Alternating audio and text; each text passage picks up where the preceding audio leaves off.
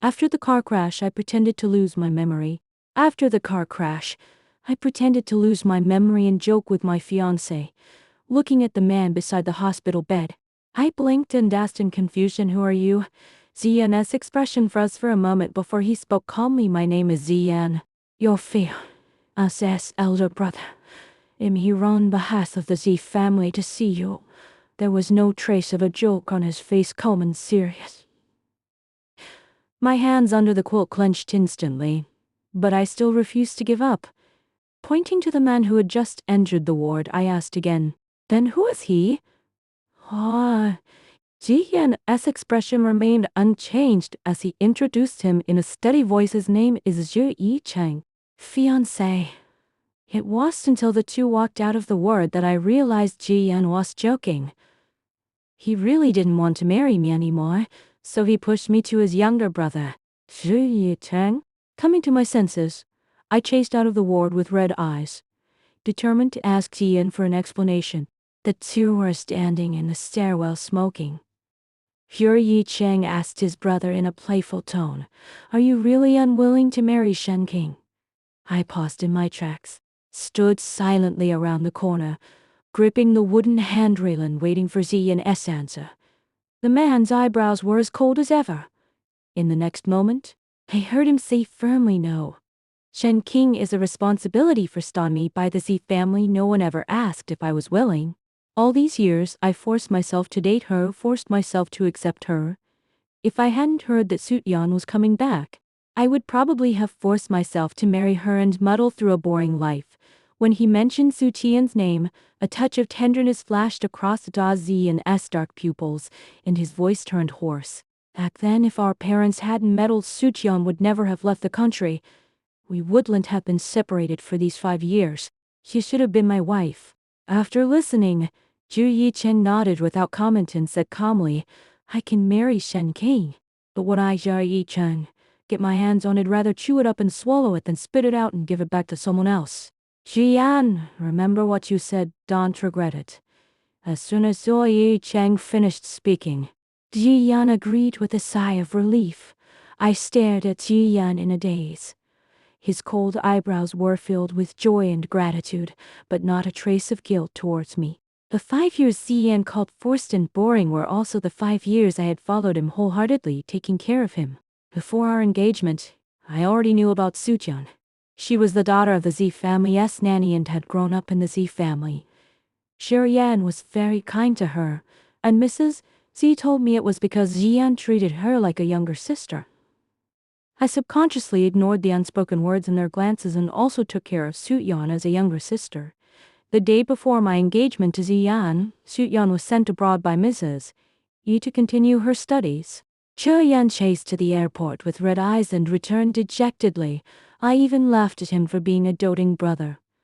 After Sutyan left, Ziyan was depressed for a long time and even developed stomach problems from drinking too much. To take care of his health, I specially learned to make soup from the nanny and delivered it to his office at XIES Group every day without fail, carefully curing his stomach pain from drinking. Jiyan was cold to me. He didn't care about our anniversary, Valentine's Day, or even my birthday. He just asked his secretary to pick out a gift. I thought it was just his personality, thinking that feelings could be cultivated slowly and people could be taught. I thought that as long as I gave love first, I could teach Ziyan what love was, but it turned out that Jiyan was unable to love. He just gave all his love to Sutyan. I was wrong from the very beginning. Thinking about my ridiculous efforts over the years, my eyelashes trembled, and tears fell down my cheeks onto my lips, tasting bitter. When I finished crying and looked up, Ziyan was already gone, leaving only Zi Yicheng standing silently looking out the window. I sniffled, wanting to call and to terminate the marriage alliance between the Shen and Z families. I hadn't lost my memory, and I would never marry Zi Yicheng. But before I could speak, Zhu Yicheng turned to look at me as if he had eyes in the back of his head, and said lazily, "Shen King, you didn't lose your memory, did you?" The words I was about to say got stuck, and I looked at Zhu Yicheng's delicate eyebrows suspiciously, asking, "How do you know?" In Jiyan, who had been with me day and night, hadn't noticed that I hadn't really lost my memory. Probably because the doubt on my face was too obvious. Zhi Yicheng sneered, still so stupid. After a moment of stunned silence, I realized I had given myself away. Frowning, I still spoke up about wanting to terminate the engagement. I won't marry Ziyan, let alone you. Tomorrow I'll ask the Shen family to come and call off this marriage. Thinking about the ridiculous lies Yan had told in the ward, I glared at the indifferent Zhi Yicheng with red eyes and cursed hoarsely. None of you in the C family are good people. Zhi Yicheng raised his eyebrows, walked slowly in front of me, pinched my jaw in my flustered expression, and asked with a smile, "Do you want to get revenge?" Would Zhi Yicheng help me get revenge on his brother? I found it hard to believe, but still asked tentatively how. Zhi Yicheng leaned down and pressed a kiss as light as a feather on my forehead. Before I could get angry, he said calmly, "Marrying me is the best revenge on him." Jian seems cold-hearted, but HES always slow to realize things. When we were kids, Dad brought gifts for us to choose from, but he always wanted what was in my hand after making his choice. I didn't understand the point of what he was saying, but still asked curiously, "Did you give it to him?" Zhi Chen smiled faintly, looking deeply into my eyes with his dark pupils. His voice low and paranoid. "No. What I get, I'd rather chew it up and swallow it than give it to someone else." Before I could figure out the connection, Zhi Yicheng held my hand and said softly, "Shen King, children from families like ours are destined to have arranged marriages. Compared to other strangers, isn't marrying me better? I won't restrict your freedom, and I'll help you get revenge on my brother. No one is more suitable for you than me." Zhi Yicheng's words were sincere, and I hesitated for a moment. "What do you want?" Zhi Yicheng stared at me steadily, and after a moment said casually, "I want the entire Z group. And I need the Shen family as support. We can get what we need from each other." I nodded gently. How could I not hate it? The man I had loved for 5 years had thrown me away like a burden, not even giving me an explanation, neither honest nor guilty. I hated Ziyan so much. "Deal," I said inferently, lowering my eyelashes. "I'll marry you, and you help me get revenge on Zhanxia." 5 years later, I saw Suqian again, at the Z family's old residence. She was holding Zhuyan's hand and smiled brightly at me from a distance, saying in a delicate voice, "Sister King, do you remember me?" Finally back. Looking at their clasped hands, I bit my lip and lowered my aching eyelashes. Out of the corner of my eye, I saw Ziyan reach out and pinch Sutian's palm, saying helplessly, "Didn't I tell you? Shen King has amnesia." Sujon stuck out her tongue and complained, "Coke off this lie. Sister King isn't as petty as you." Ziyan raised his eyebrows and was about to pinch her face. So this was how Ziyan looked when he liked someone. His whole heart and eyes were on Sujon. The way they looked like an affectionate couple made my eyes ache. Hunching my hands, I looked at Ziyan's soft eyebrows and asked calmly, as if I didn't know anything, "Who is she?" "Your sister." As soon as I finished speaking, a look of embarrassment and loneliness appeared on Sutian's face. The smile on Zhuyan's face also faded. He pulled the pale Sujan into his arms and said solemnly, Tian is my girlfriend, and she will be my wife in the future." I had been by Ziyan's side for 5 years under the title of his fiancée. But now he stood in front of me holding another woman, introducing her solemnly as his girlfriend and future wife. I lowered my eyes hard, trying to hold back the soreness in my eyes. Su Tian's eyes and eyebrows were full of smiles, but she still pulled Ziyan to me, and asked with a faint look of confusion, "Sister King, are you still not feeling well? Why do you look so pale?" Ziyan also looked over, and when he saw the moisture in my eyes, a look of astonishment flashed across his face, and he said thoughtfully, "Do you need me to call the family doctor?" I shook my head silently, but Suyan refused to let it go, reaching out to touch my forehead. "Sister King, why do you look like you're going to cry? Does it hurt that much?" I frowned and took a step back to avoid her hand, but she looked at me with red eyes and asked sadly, "Does Sister King hate me?" Upon hearing this, the concern on Zian's face faded, and he glared at me coldly. Tian is just worried about you, Miss. Shun, there's no need to look like you're avoiding a plague. I opened my mouth but felt as if my throat was stuffed with water minus soaked cotton. Unable to say a single word. Suddenly, a big hand pulled me tightly into an embrace. I looked up in confusion. Zhi Cheng smiled faintly, reached out to wipe the red corners of my eyes, and said gently, sorry for keeping you waiting. Then he squeezed my hand and looked at Su Qian opposite, explaining calmly, at the family banquet 2 years ago, a waiter accidentally took King's dress. So, she doesn't like sudden physical contact from others. I was a little stunned. I thought no one knew about what happened 2 years ago. It ended after the Z family's maid took me to the guest room to change. So Ji Cheng actually knew. Not only did he know, but he also reminded the embarrassed Su Qian Misu. If you want to care about King, you can first learn about her taboos. Zhao Yan looked over quietly, a touch of apology flashing across his dark pupils. Before he could say the apology, I turned my head coldly and buried my face in Ji Cheng's arms, letting him half-minus hold me and walk slowly towards the living room. I blinked my eyelashes. He leaned close to his ear and whispered a soft thank you in embarrassment. A low laugh came from above, and Ji Cheng also lowered his voice.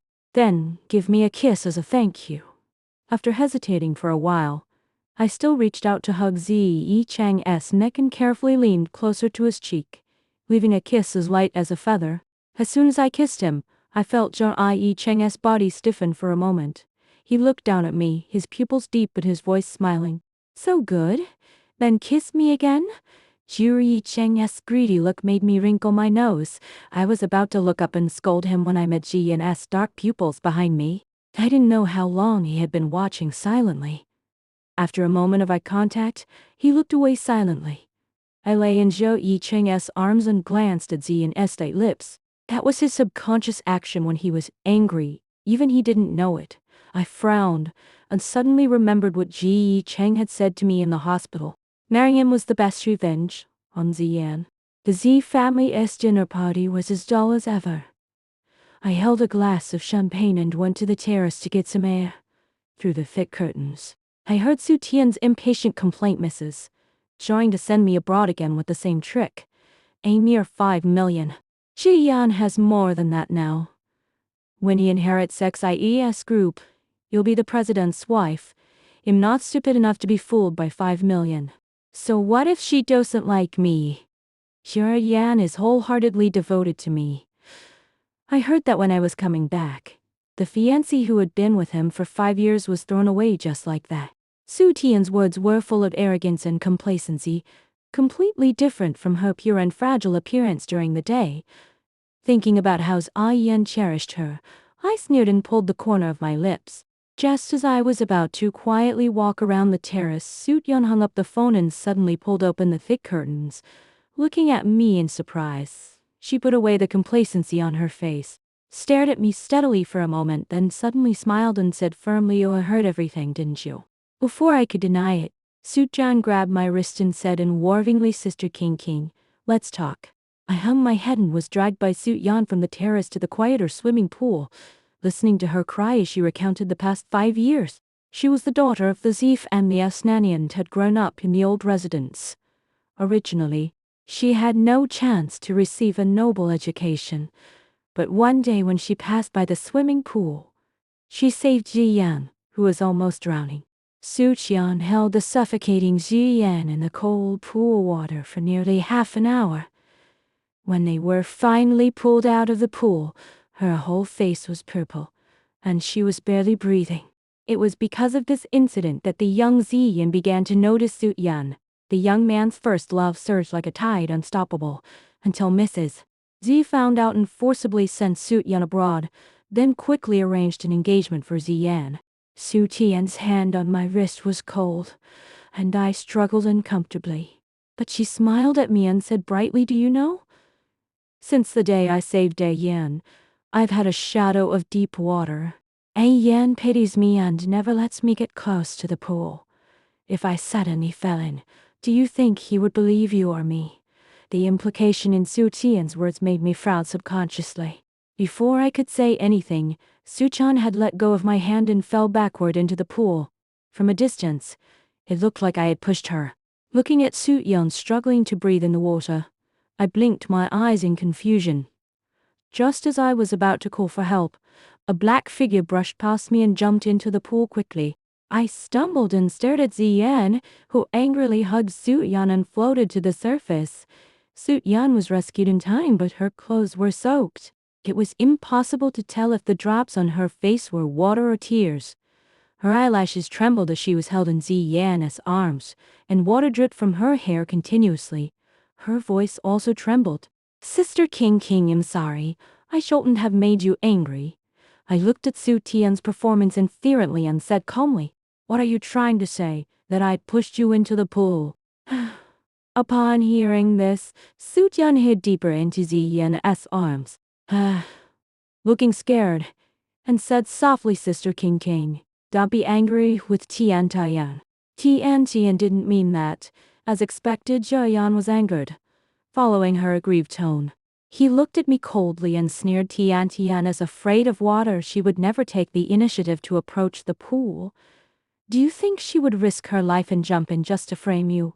Shen King, there's a limit to being unreasonable. I used to think that Ziyan just didn't like me that much, but now, watching him hold Su Chan, glare at me angrily, and firmly believe that I pushed her into the pool, I realized that Ziyan didn't just dislike me, he hated me.